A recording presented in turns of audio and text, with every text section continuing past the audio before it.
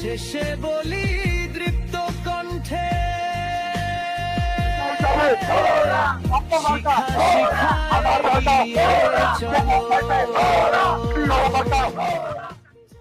আপনারা সকলে যদি আমাকে দল মত নির্বিশেষে আর একটা বার ঘোড়া মার্কায় এমপি হিসাবে নির্বাচিত করেন, তাহলে জয়পুরহাট এক আসনে আমরা সবথেকে বয়সে কম একজন এমপি পাবো, প্রথম নারী এমপি পাবো এবং সর্বপ্রথম কোন নিরপেক্ষ এমপি পাবো।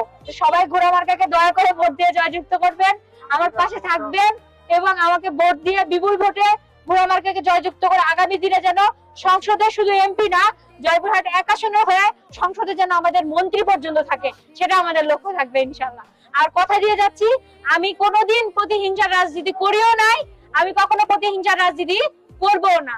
আমার কাছে মানুষের জানমালের নিরাপত্তা সবার আগে, মানুষের বাজেট বরাদ্দর নিরাপত্তা সবার আগে এবং মানুষের কর্মসংস্থান তৈরি করে দেওয়ার ব্যবস্থাটা সবার আগে আমার মাথায় থাকবে। ভালো থাকবেন, আমাদের দোয়া রাখবেন এবং আমার পাশে থাকবেন। আসসালামু আলাইকুম, আল্লাহ হাফেজ, আদাব, নমস্কার।